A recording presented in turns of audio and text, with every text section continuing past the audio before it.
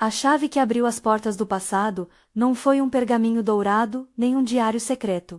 Foi uma pedra, encontrada em 1799 por um soldado francês nas margens do Nilo. A pedra de Roseta trouxe à luz palavras gravadas em 3 escritas diferentes e permitiu ao mundo moderno, passo a passo, escancarar milênios de silêncio. Na superfície polida daquela laje estava contido o que parecia ser apenas um decreto, mas para nós tornou-se o mapa que nos conduziria através das palavras, dos ritos e das pedras de uma das maiores civilizações humanas. O Antigo Egito prepara-se para uma viagem que começa nas margens férteis do rio e se estende pelos monumentos que moldaram nossa imaginação. Esta é a história completa do Antigo Egito, contada com a precisão da arqueologia e a reverência que sua grandiosidade merece. Do alto, o deserto parece uma constelação de ocres e dourados. E entre essas manchas, a linha do Nilo corta a paisagem como uma veia de vida. A imagem do rio não é apenas poética,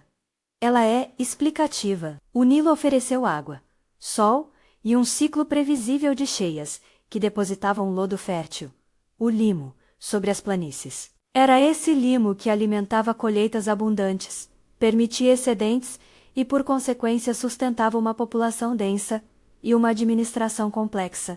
Sem o Nilo, o que chamamos Egito talvez jamais tivesse se transformado em estado. Com ele, vilarejos se multiplicaram, produtos foram trocados e a própria ideia de tempo foi moldada em torno de suas cheias e vazantes. Entender o Nilo é entender a razão de ser daquele mundo. Economia, calendário, religião e poder político nasceram à sua sombra. Imagine as margens do rio antes da unificação. Pântanos, lagoas sazonais e áreas de cultivo intercaladas com enseia de dunas. No oeste, o deserto funcionava como uma barreira e um cemitério de memórias. No leste, além das planícies aluviais, abraiam-se rotas que comunicavam o Egito com a Núbia, o Levante e além. O Fium, uma bacia lacustre ao sul do Cairo atual, foi um foco precoce de experimentos agrícolas. Suas lagoas e canais retratam uma transição lenta, porém decisiva, do nomadismo para a sedentarização. Aos poucos, grupos que antes caçavam e coletavam passaram a domesticar plantas e animais, a armazenar grãos e a construir casas permanentes, e com isso deram ao espaço social uma densidade que exigia regras, chefias e registros. Essas transformações não ocorreram de um dia para o outro. Milênios de adaptação empurraram comunidades para formas mais complexas,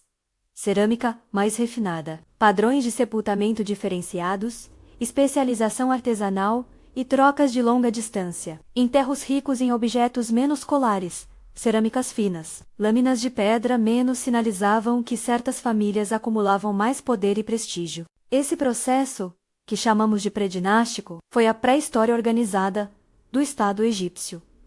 Uma série de cidades e centros regionais competindo e cooperando, formando identidades locais que viriam a ser os nomes, as unidades administrativas posteriores. Os nomes, ou nomos do grego, tornaram-se uma pedra angular da organização política egípcia mais adiante. Cada nome era governado, em épocas distintas, por um nomarca, um líder regional, cuja autoridade podia aumentar em tempos de enfraquecimento central. Mais tarde, sob um Estado forte, esses nomarcas seriam controlados por um aparato burocrático. Quando o poder central se fragilizava, os mesmos nomarcas ganhavam autonomia. Esse jogo entre centralização e descentralização seria um tema recorrente na longa história do Egito. O surgimento da escrita é o próximo salto que define uma civilização com Estado. Antes dos sinais esculpidos nas pedras, havia imagens e sinais rudimentares. Com o tempo, esses sinais se cristalizaram em hieróglifos,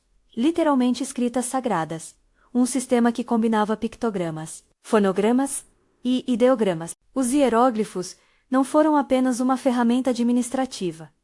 Eram a linguagem do ritual, da legitimidade e da memória. Os escribas, treinados em escolas especiais, tornaram-se a espinha dorsal do governo. Eram eles que registravam impostos, decretos e listas de oferendas. O título vizir, que viria a designar o principal ministro do faraó. E a figura do escriba aparece nesse contexto, onde controlar a escrita significa controlar o Estado. A formação do Estado culmina, segundo as tradições egípcias e nas interpretações arqueológicas, com a unificação do Alto e do Baixo Egito. A figura simbólica nessa narrativa é Narmer, também chamado Menes por fontes antigas, menos cujas representações, como em placas e paletes cerimoniais, mostram o soberano ostentando as duas coroas, a coroa branca do Alto Egito e a coroa vermelha do Baixo. Essas imagens não são apenas propaganda visual, são afirmações de poder e ordem.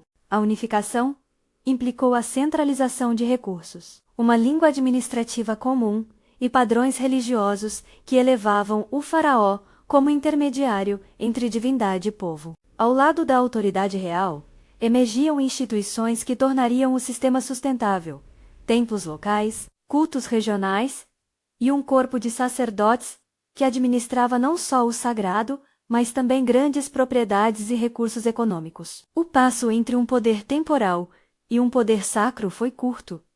O faraó era rei e sacerdote em grau elevado, e a religião permeava a expectativa sobre o cosmos, a fertilidade das terras e a legitimidade do governo. Quando falamos das primeiras arquiteturas funerárias, vemos como ideias sobre morte e posteridade informaram políticas públicas e técnicas construtivas. As mastabas, da palavra árabe que remete a bancos retangulares, surgiram como tumbas de massa, estruturas retangulares de tijolos com câmaras funerárias internas. Eram, em essência, casas eternas para a vida após a morte. A necessidade de preservar o corpo, os bens e a memória criou uma demanda por especialistas em conservação, embalsamamento e artefatos funerários. Enterrar-se bem passou a ser um investimento social.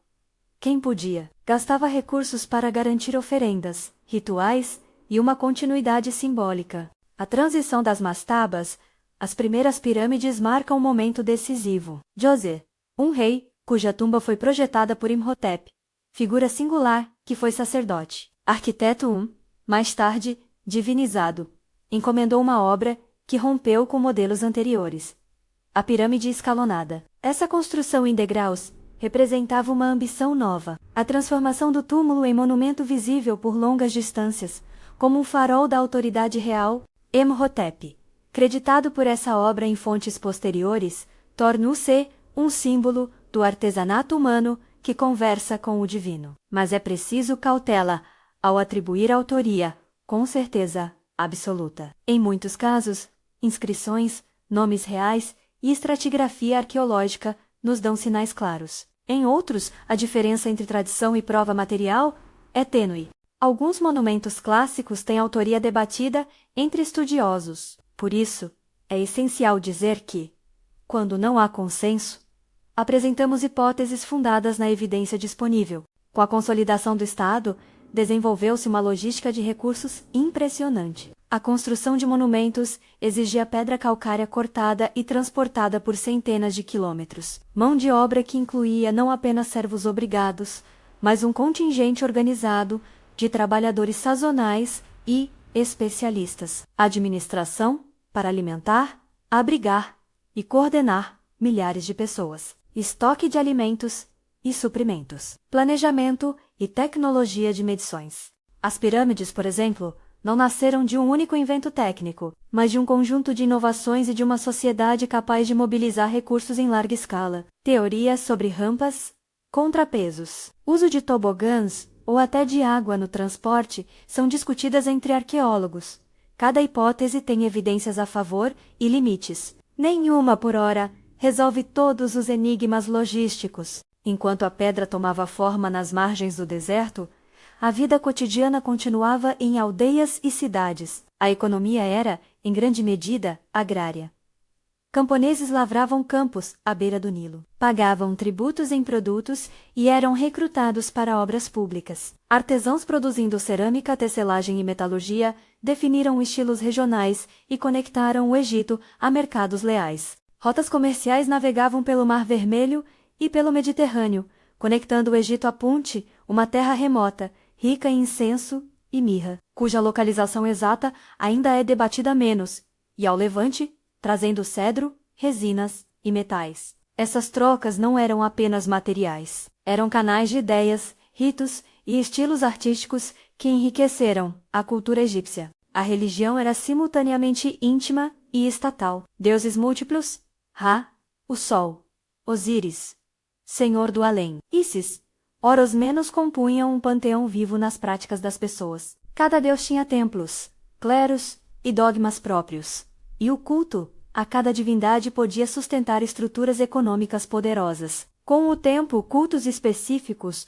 como o de Amon em Tebas, acumulariam riqueza e influência política, tornando-se atores centrais nas disputas pelo controle estatal. No teatro das relíquias e das sepulturas, também se desenvolveram outras técnicas: lajes trabalhadas, relevos que contavam histórias de vida, vasos gravados com cenas agrícolas e funerárias, e o uso do papiro para registros administrativos e literários.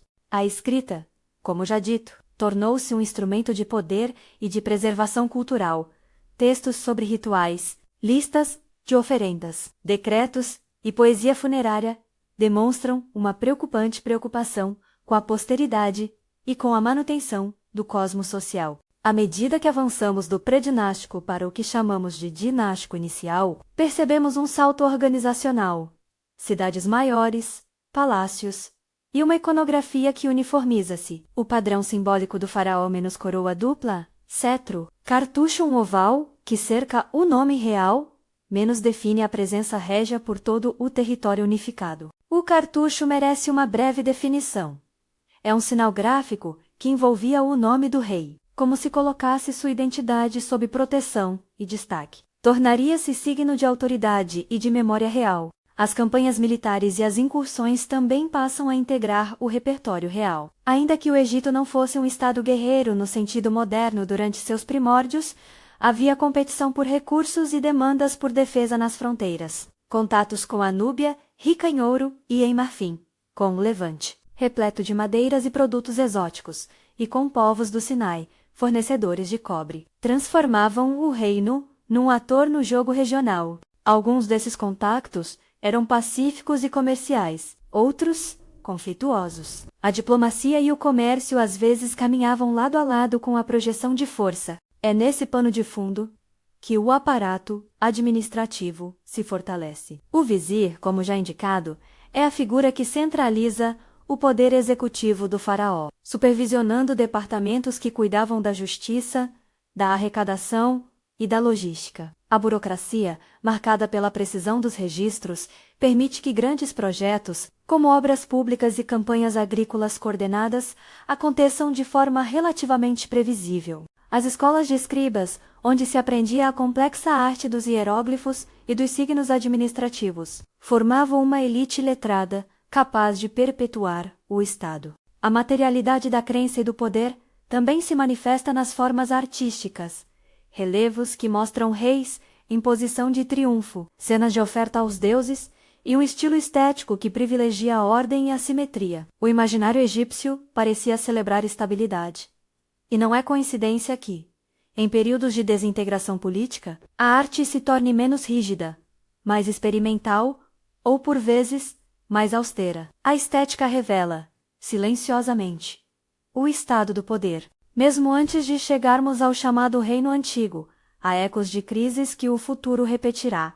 Períodos de seca, disputas internas entre elites, tensões entre centros regionais e o governo central. Quando os recursos são escassos ou mal distribuídos, o vínculo entre rei e terra enfraquece. Nos registros arqueológicos, isso se manifesta em tumbas menos grandiosas, menos investimentos públicos e, por fim, em fragmentação política. Mas essas crises também foram momentos de reinvenção, líderes carismáticos, reformas administrativas e novas formas de culto podiam restabelecer a ordem e inaugurar uma nova fase de centralização. A passagem do dinástico inicial para o Reino Antigo é um momento de afirmação. É quando as ideias, que antes se limitavam a centros locais, transformam-se em projetos megalíticos e em política de Estado. A pirâmide escalonada de Djoser não é apenas um túmulo. É uma declaração de intenção. O rei como eixo do cosmos, cuja tumba asseguraria, por meio de ritual e arquitetura, a continuidade da ordem. Imhotep, nome que ecoa como o de um homem que encarnou engenho técnico e saber ritual, torna-se a personificação da capacidade humana de traduzir poder em pedra. No entanto, a ascensão do monumentalismo cria novas demandas e tensões. A necessidade de mão de obra, de abastecimento e de coordenação transforma as relações entre o centro e as aldeias. Ao mesmo tempo, o investimento em tumbas e monumentos levanta questões econômicas. Quanto do excedente social é direcionado para o sagrado e para a memória real? Essa balança entre investimento estatal e bem-estar local entraria em jogo em episódios posteriores de fragilidade política. Ao aproximarmos os contornos do Reino Antigo, devemos lembrar que nossa visão, embora mais clara graças a séculos de escavações, ainda é parcial. Fragmentos de papiro, inscrições em pedra, tumbas e artefatos compõem um mosaico que exige interpretação. Em muitos pontos, há silêncio. Em outros, sobreposição de camadas que necessitam de cuidadosa leitura estratigráfica. A arqueologia fornece métodos, datação por carbono -14 para matéria orgânica, estratigrafia para camadas de ocupação, análise tipológica para cerâmicas, que ajudam a ordenar a sequência dos fatos, mas raramente entregam uma narrativa única e unívoca. É nesse jogo, entre evidência material e interpretação, que a história do Egito se constrói, uma narrativa sempre sujeita a ajustes, quando nova descoberta altera um suporte já aceito. Enquanto as sombras das primeiras pirâmides começam a projetar-se no deserto, vamos entender melhor como a sociedade se estruturou para realizar tais feitos. A mão de obra que construiu monumentos não era homogênea. Havia artesãos especializados, pedreiros experientes, marinheiros que traziam madeira do Levante, e trabalhadores sazonais contratados nas épocas em que as cheias interrompiam as lavouras. Essa mobilização exigia um sistema de logística, celeiros estocados, rotas de transporte bem definidas e autoridades que certificavam a entrega de suprimentos, registros de ração, listas de trabalhadores e contas administrativas encontrados em sítios arqueológicos revelam um nível administrativo que surpreende por sua complexidade. No plano ideológico, o faraó era fonte de ordem. O Estado, o mecanismo que traduzia essa ordenação em ações concretas. Irrigação de canais, manutenção de templos e construção de obras públicas. A realeza legitimava-se através de ritos e textos que conectavam o monarca, as divindades e ao equilíbrio cósmico, o Maat. Um conceito que sintetiza justiça, ordem e verdade. Proteger a Maiote significava, para o rei, zelar pela regularidade das cheias, pela prosperidade e pela justiça. Era uma responsabilidade que ia muito além de colecionar títulos.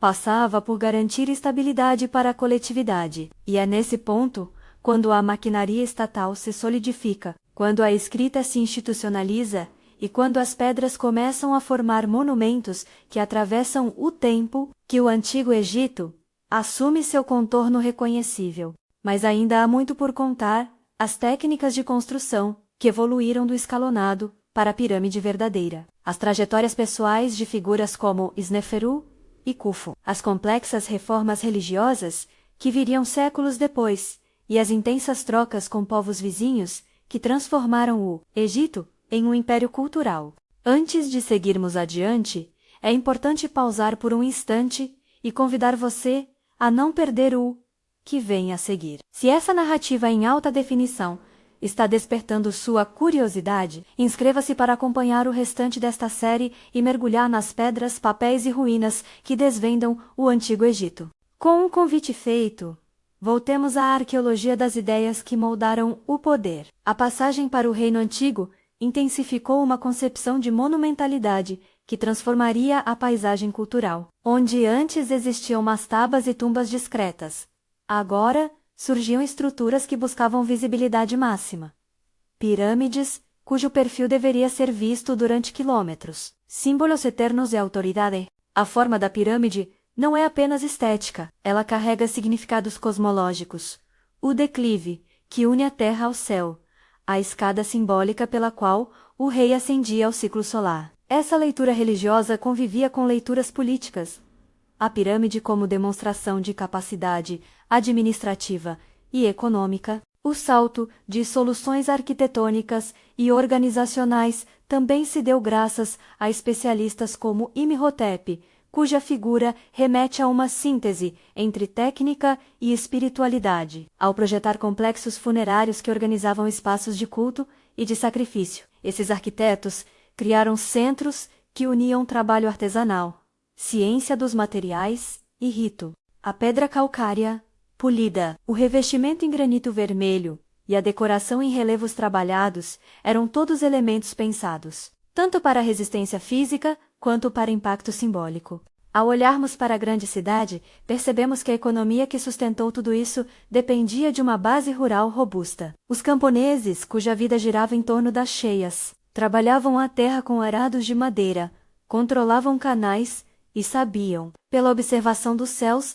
e do nível do rio, quando era hora de semear e de colher. O calendário que emergiu desse cotidiano foi uma ferramenta de planejamento, saber quando construir, quando recrutar mão de obra, quando enviar expedições de comércio. Era um calendário que integrava tempo agrícola e tempo ritual. Mas a sociedade egípcia era multifacetada. Pequenas vilas, centros regionais e cidades, palácio coexistiam com templos, cuja influência econômica e política cresceria. Em regiões como Tebas, templos acumulavam vastos domínios e, ao longo dos séculos, chegariam a representar rivalidades de poder com a própria coroa. Essa tensão entre rei e templo não era inevitável, mas estava inscrita nas possibilidades do sistema. Quando instituições religiosas controlavam terras e riqueza, ganhavam voz política. Em momentos de fragilidade do poder central, os sacerdotes podiam tornar-se atores decisivos. Por ora, contudo, o poder real havia consolidado ferramentas para a ação.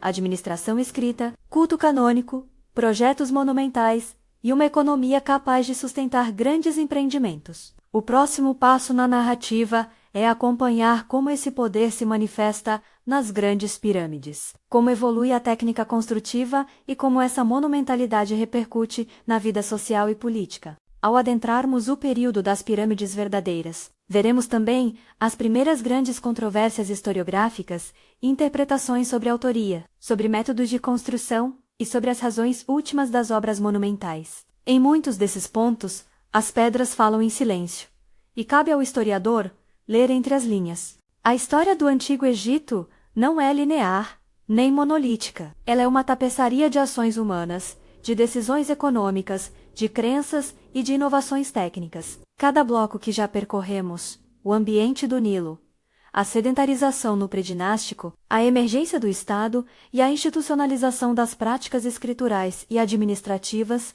prepara o terreno para grandes transformações. E é exatamente nessa encruzilhada entre ambição humana e recursos naturais que o próximo capítulo se enreda, o apogeu das pirâmides e o modo como reis e povos moldaram uma paisagem cultural que menos de meia dúzia de séculos depois seria objeto de relatos fantásticos por viajantes estrangeiros, e ainda hoje instiga pesquisa e cartografias de significado. Enquanto o Sol continua sua trajetória sobre as areias, os primeiros contornos do Reino Antigo desenham-se cada vez mais claros. Em breve, entraremos no coração das grandes construções. Examinaremos as figuras de Sneferu, de Khufu e de seus contemporâneos. E vamos nos aprofundar nos debates sobre técnicas de transporte de blocos, organização de mão de obra e as complexas relações entre poder, religião e economia, que permitiram aquelas pedras desafiar os milênios. Mas antes, convém fixar uma imagem. Pense em um litoral de pedra branca cortando o céu. Uma inscrição que anuncia um nome real dentro de um cartucho, e a certeza básica de que cada monumento é tanto um feito técnico quanto um texto político escrito em pedra. Essa é a promessa do que vem a seguir, e os segredos que essas pedras guardam começam agora a ser desvelados. Enquanto o Sol continua sua trajetória sobre as areias, as primeiras sombras das grandes pirâmides alongam-se, e entramos no coração do Reino Antigo, menos a era em que o poder real se manifesta em pedra e em hieróglifos que resistem ao vento. Aqui, as figuras de Sneferu, Khufu Keops, Khafer-Khafre e Menkaure Menka dominam o panorama. Seus nomes aparecem em inscrições. Suas dinastias imprimem estilos arquitetônicos. E, acima de tudo, Sua ambição transforma a paisagem do deserto em uma biblioteca de blocos e de sentido político. Sneferu é muitas vezes apresentado como o artesão das transições. Durante seu reinado, as experiências arquitetônicas multiplicaram-se, da pirâmide escalonada evoluiu-se para formas mais lisas, e essas tentativas resultaram em sucessos e retrocessos. Alguns complexos atribuídos a Sneferu mostram diferentes abordagens, uma conclusão que leva historiadores a interpretar seus projetos como uma série de soluções experimentais para problemas de engenharia, então inéditos. Já Khufu, cujo nome encontra eco em relatos gregos e em inscrições locais, é mais conhecido pela Grande Pirâmide de Giza. Essa obra-prima não é apenas bloco sobre bloco, é o reflexo de uma sociedade capaz de coordenar recursos, comandar trabalhadores especializados e gerir uma logística que atravessou semanas e meses de planejamento. As escavações encontraram vilarejos de pedreiros, documentos administrativos em ostracas e inscrições que apontam para equipes organizadas por nomes e funções. Indícios de que estávamos diante de um empreendimento social tão complexo quanto uma cidade. As técnicas empregadas na construção das pirâmides continuam a ser objeto de debate, e é nesse ponto que vale lembrar a postura cautelosa da pesquisa. Há hipóteses com evidências parciais, mas nenhuma resolve todas as questões. Entre as propostas mais discutidas estão rampas, retas ou em espiral, sistemas de contrapesos, o uso de tobogãs lubrificados por água e a mobilização de grandes trenós puxados por equipes humanas. Cada uma dessas teorias encontra apoio em fontes arqueológicas e experimentos práticos, mas também enfrenta objeções. O que parece claro é que a combinação de habilidade técnica, conhecimento prático e organização administrativa foi decisiva. Atribuir a engenharia apenas a um truque singular seria subestimar a escala da coordenação humana envolvida. A própria esfinge, guardiã gigantesca de pedra calçada à face da necrópole de Giza, é um tema de controvérsia e fascínio. Alguns textos antigos a ligam simbolicamente à figura do rei, outros a interpretam como representação solar ou real. A cronologia precisa de sua edificação permanece debatida entre os especialistas. Há quem defenda que foi esculpida no reinado de Khafre, enquanto outros apontam para fases de modificação muito posteriores. Nessas incertezas, a atitude correta é apresentar hipóteses sustentadas por evidências estratigráficas e iconográficas, sem transformá-las em certezas absolutas. O impacto social e econômico das grandes obras foi profundo. Enquanto as pedras subiam, as vilas que abasteciam os canteiros viviam um pulsar ritmado pelas estações. Tempos de construção coincidiram com períodos de menor atividade agrícola, quando os homens podiam ser mobilizados sem grande prejuízo das colheitas. Registros de alimentos distribuídos aos trabalhadores, inscrições comemorativas e vestígios de alojamentos revelam um sistema que oferecia alimentação, cuidados médicos básicos e recompensas simbólicas. Esses projetos também funcionavam como expressão de autoridade. Erguer um monumento equivalia a escrever no horizonte a narrativa de quem detinha o poder, mas a monumentalidade tem um preço. Ao fim do que chamamos Reino Antigo, pressões econômicas, possíveis episódios de seca e a descentralização do poder levaram a um enfraquecimento da corte central. Nomarcas, governadores regionais ganharam autonomia, e em pouco tempo a coesão política se fragmentou. Esse período de fragmentação, conhecido como primeiro período intermediário, mostra como instituições podem se reconfigurar em resposta a crises. Registros funerários menos opulentos, mudanças nos padrões de assentamento e indícios de instabilidade política marcam essa fase, na qual a arte e a administração revelam uma sociedade em busca de novos equilíbrios. A reunificação e a transição para o Reino Médio, sob líderes como Mentuhotep de Tebas, ilustram a capacidade de reinvenção do sistema egípcio. Mentuhotep II, por exemplo, é frequentemente creditado por restaurar a ordem e fortalecer as instituições centrais. Palácios, administração e templos voltaram a assumir papéis coordenados. No Reino Médio, a burocracia torna-se ainda mais eficiente. O vizir, administrador-chefe, e uma rede de escribas ampliam a capacidade do Estado de planejar projetos de irrigação, fomentar a agricultura e executar campanhas de obras públicas. Nomes como Senusere e Amenhotep aparecem associados a programas de expansão harmônica, obras de irrigação e iniciativas que aumentaram a produtividade. Culturalmente, o Reino Médio é também um período de proliferação literária e de reflexão sobre o humano e o divino. Textos de caráter sapiencial, instruções para viver e compilações de saberes administrativos florescem nesse ambiente de relativa estabilidade. A administração do território incluiu esforços para integrar regiões longínquas, especialmente a Núbia, cuja riqueza em ouro e recursos estratégicos atraía a atenção do faraó. Expedições ao sul e o controle de rotas comerciais consolidaram a base econômica do Reino Médio. A seguir, o segundo período intermediário traz um desafio singular: a chegada dos Hyksos, um grupo de origem asiática que estabeleceu centros no delta e introduziu tecnologias novas, como o carro de guerra e novas formas de metalurgia. A presença dos Hyksos transformou a dinâmica política no delta, criando um mosaico de poderes onde o controle da região fértil e das rotas de entrada no Egito era estratégico. A resposta egípcia viria sob lideranças como Amose, que expulsou os Hyksos e inaugurou o novo reino. Essa expulsão não foi apenas um ato militar, foi uma recomposição política que lançou as bases para a era imperial. O novo reino é, em muitos aspectos, o apogeu do poder egípcio, um período de expansão militar, diplomacia sofisticada e monumentos que projetavam imagem e influência além das fronteiras do Vale do Nilo.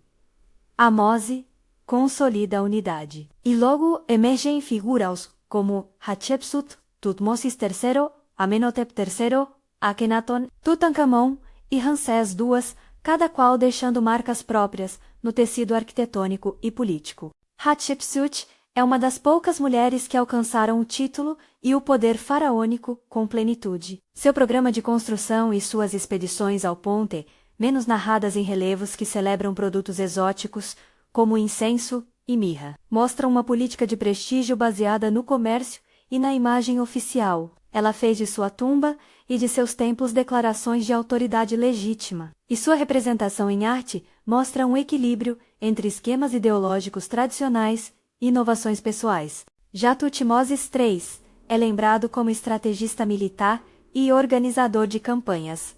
Longe do Egito, suas campanhas no Levante expandiram a influência egípcia e consolidaram rotas comerciais que enriqueceram o tesouro real. A administração dessas áreas conquistadas exigiu diplomacia e o envio de governadores locais, criando uma rede que ligava o Egito a territórios vizinhos. O reinado de Amenhotep III corresponde a um período de luxo e grandeza arquitetônica, menos um momento em que a corte buscou a magnificência visível em palácios e templos. É também na transição para o seu filho, Amenhotep IV, mais conhecido como Akhenaton, que surge um dos episódios mais paradigmáticos da história religiosa egípcia, uma reforma que alguns definem como monoteísta, voltada ao culto do disco solar Ochen. Akhenaton rompe com muitas convenções, transfere a capital para Arretaten, a moderna Tel El-Amaran, promove um estilo artístico mais naturalista e concentra o culto no Ochen. A radicalidade dessa iniciativa provocou tensões profundas com a antiga ordem religiosa e com o poderoso clero de Amon, em Tebas.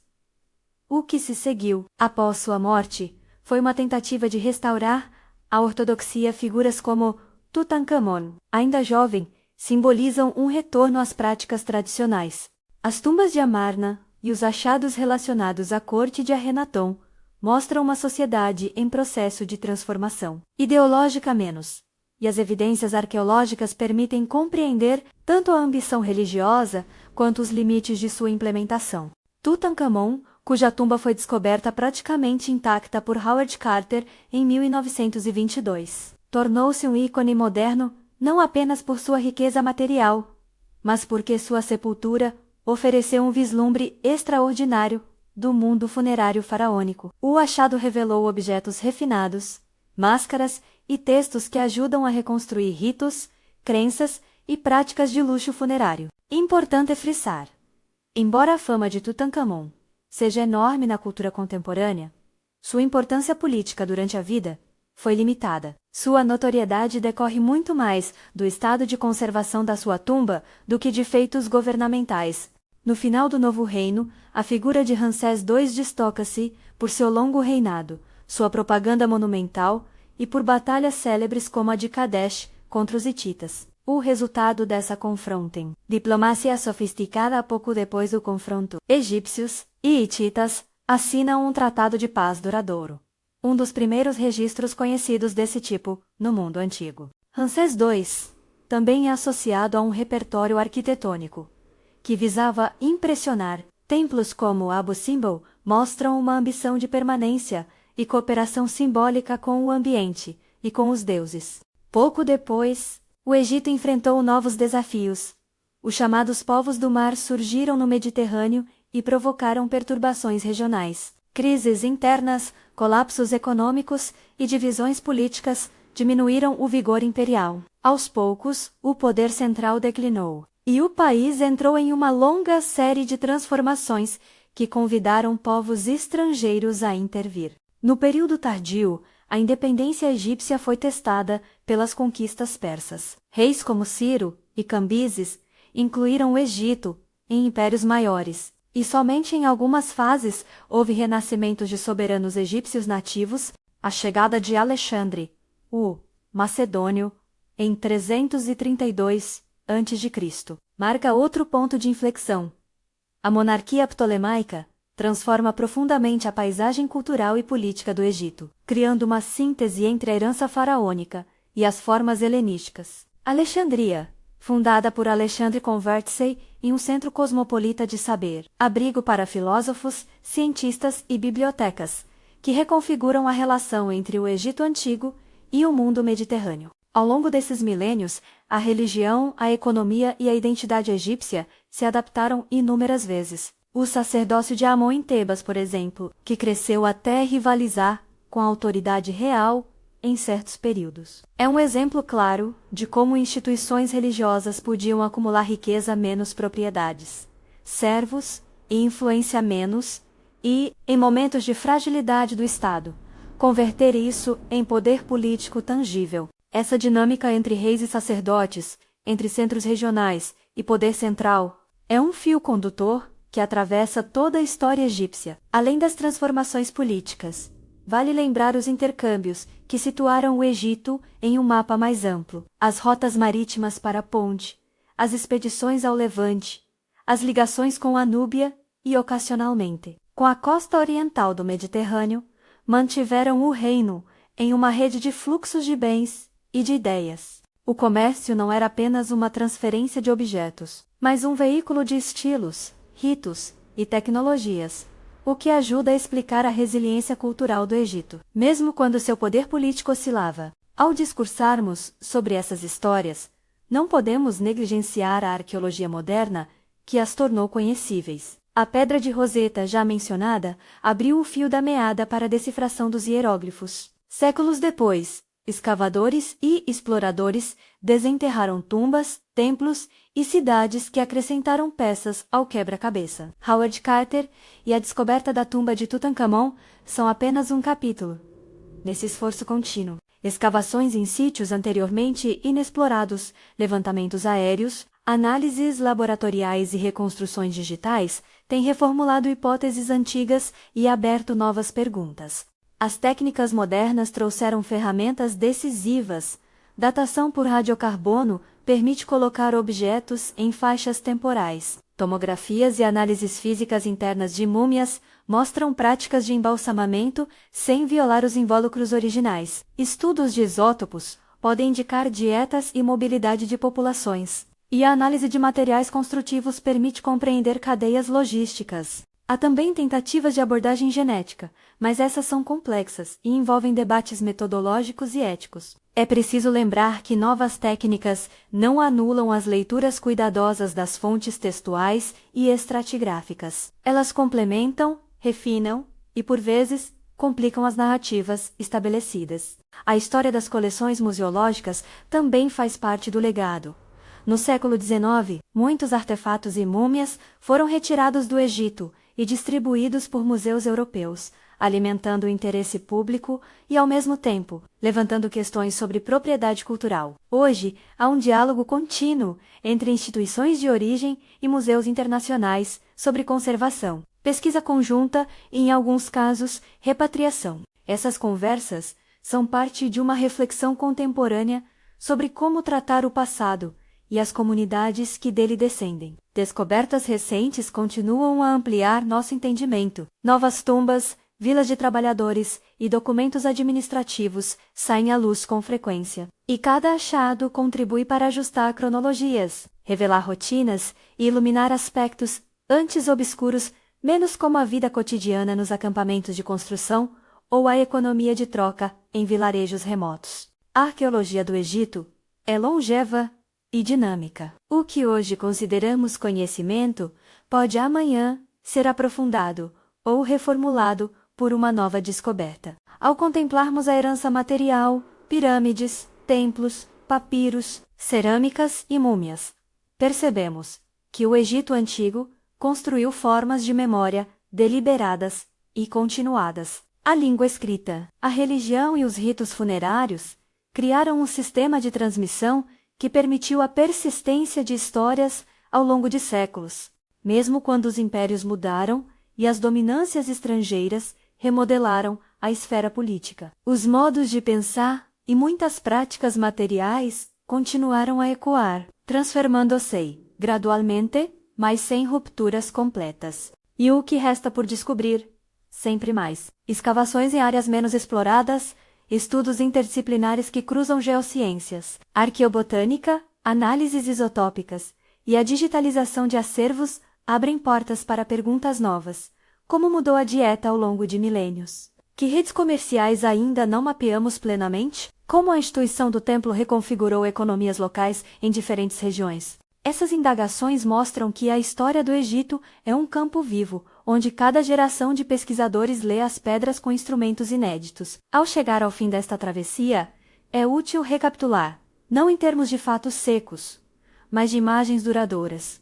O Nilo como um presente que modelou o calendário social, as pirâmides como selos de uma capacidade administrativa e ideológica, as campanhas e as embaixadas como expressões de uma política expansiva, e as reformas religiosas, como a de Akhenaton, como demonstrações de que ideias podem mover montanhas e nem sempre ter consequências previsíveis. O que vemos no final é uma tapeçaria complexa, tecida por reis e sacerdotes, por camponeses e artesãos, por mercadores e estrangeiros, uma tapeçaria cuja textura é tanto material quanto simbólica. Se há dois picos que merecem ser lembrados, menos como havia sido anunciado no começo, eles são claros. A era das grandes pirâmides, que cristalizou a capacidade de um Estado de transformar organização social em paisagem duradoura. E o apogeu imperial do novo reino, quando o Egito projetou seu poder além das margens do Nilo, combinando campanha militar, diplomacia e monumentos que pretendiam desafiar o tempo. Entre esses picos, ciclos de consolidação, queda e renovação mostram a flexibilidade de uma cultura que sabia se adaptar sem perder traços essenciais de sua identidade. Por fim, a história do Antigo Egito não é apenas um catálogo de datas e nomes, mas uma lição sobre como sociedades humanas respondem a recursos, infraestrutura, crenças e pressões externas. É um convite a considerar o passado não como algo distante e congelado, mas como tecido vivo que chegou até nós por meio de pedras, papiros e restos mortais, e que continua a ser lido, debatido e reescrito. Se este panorama em alta definição alimentou sua curiosidade, confira a descrição do vídeo para fontes, visitas virtuais a museus e leituras recomendadas. Lá você encontrará links para acompanhar pesquisas mais detalhadas e para visitar coletâneas digitais de artefatos que ilustram muitos dos pontos abordados aqui. E se gostou desta viagem pelo tempo, compartilhe com alguém que também se maravilhe com a capacidade humana de construir impérios e de escrever o próprio legado nas pedras. Obrigado por acompanhar esta história completa do Antigo Egito. Que as areias continuem a revelar segredos e que nossas perguntas sigam guiando novas descobertas.